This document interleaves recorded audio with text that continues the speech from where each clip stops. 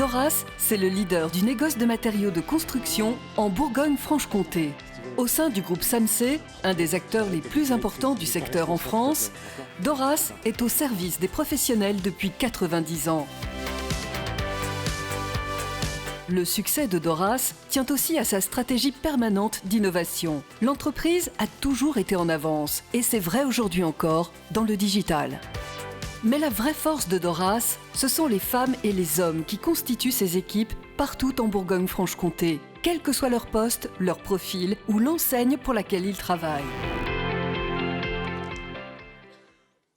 Charlotte Chéreau, bonsoir. Bonsoir. Alors on l'a évoqué, Yves Barre l'a évoqué en début de soirée, c'est quand même une période difficile, hein. Il y a des pénuries de matériaux, il y a cette hausse de l'inflation. Comment est-ce que vous, chez Doras, vous répondez aux clients? Quelles sont les perspectives pour 2023 ? Alors ça a été dit en préambule, hein, très bien.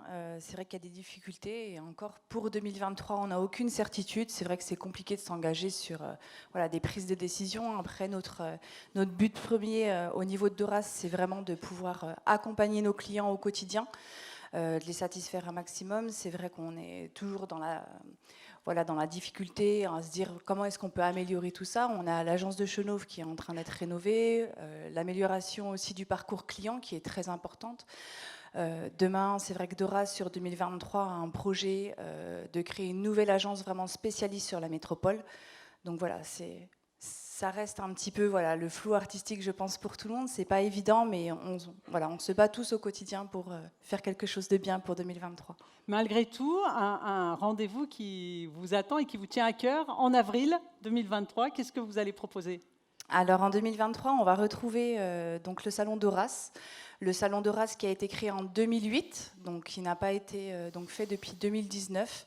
C'est un salon donc, qui réunit entre 280 et 300 professionnels, donc nos fournisseurs, dans lequel on va pouvoir retrouver entre 4000 et 5000 professionnels du bâtiment qui vont pouvoir échanger sur le monde du bâtiment, des problématiques, des solutions, encore sur l'environnement ou d'autres choses. Merci Charlotte. Quel est le lauréat de ce soir ? Alors le lauréat de ce soir, c'est Dodécaèdre Charpente, représenté par Guillaume Adan et Manuel Rodriguez, co-gérant. Félicitations à tous les deux.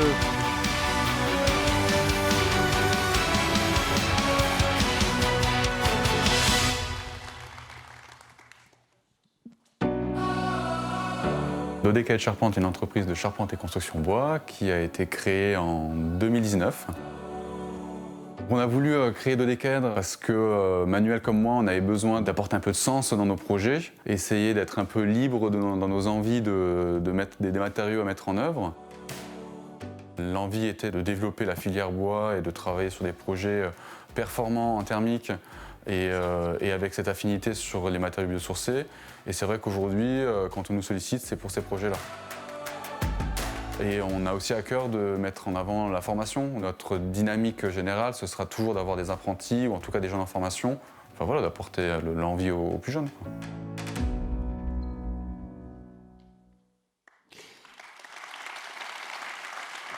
Bonsoir.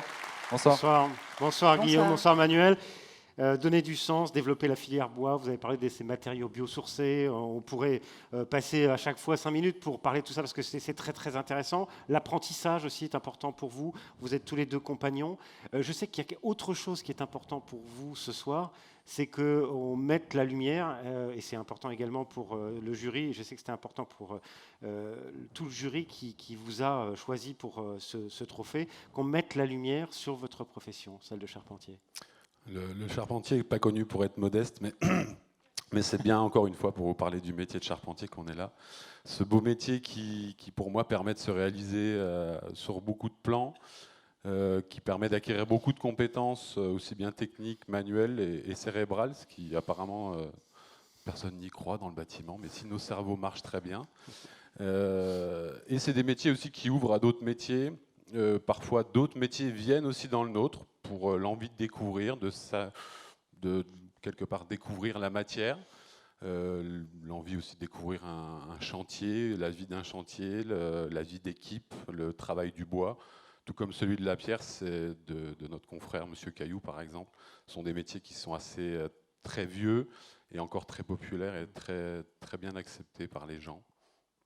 Donc voilà, c'est vrai que à travers notre amour du métier, on a forcément envie de le transmettre et on aimerait que les métiers manuels, qui ne sont pas que des métiers manuels, je le répète, continuent d'attirer, attirent de plus en plus de gens, jeunes, moins jeunes, en reconversion. C'est déjà le cas dans notre métier, parce que comme je le disais, il est populaire, mais d'autres métiers souffrent un peu plus de ces difficultés de recrutement. Un équilibre aussi entre ce métier de charpentier et puis l'entrepreneuriat. Vous avez lancé évidemment un business tous les deux. Il nous reste 10 secondes, mais j'aimerais bien vous faire réagir quand même là-dessus. C'est un point important, ça aussi. Mais c'est vrai que notre défi, pour moi personnellement, mon défi n'était pas de devenir entrepreneur. Je savais ce que ça engageait. Mes parents étaient viticulteurs. Mais en tout cas, la dimension artisanale nous convient très bien parce qu'on a à cœur de concevoir nos projets, de les réaliser avec nos équipes, d'être présents sur le chantier, très largement présents sur le chantier. On veut être à toutes les étapes pour que la qualité soit au rendez-vous, la relation avec les clients, les donneurs d'ordre, etc. Voilà, on aime cette dimension artisanale, on y tient et on fera en sorte qu'elle soit conservée. Charlotte, ça vous fait réagir? Je vous voyais réagir pendant la... Oui, je pense qu'ils vivent une belle expérience depuis 2019. Moi, ma question, c'était de savoir qu'est-ce qui a fait que vous vous êtes réunis tous les deux pour cette belle expérience? Avec Manu, on se connaît depuis de longue date. Et du coup, on a eu besoin de maturité pour monter l'entreprise. Donc, on a eu des expériences diverses et variées de 2010 à 2019. Et du coup, en 2019, l'envie de s'associer et de monter une société qui puisse nous permettre de réaliser des projets de plus grosse ampleur est venue à ce moment-là. La maturité. Un projet bien mature, alors. Félicitations. Bravo. Merci. On vous laisse recevoir ce trophée. Merci à vous. Prendre une photo, tous les trois. Ce trophée du bâtiment espoir de l'année, bien mérité. Bravo, merci également.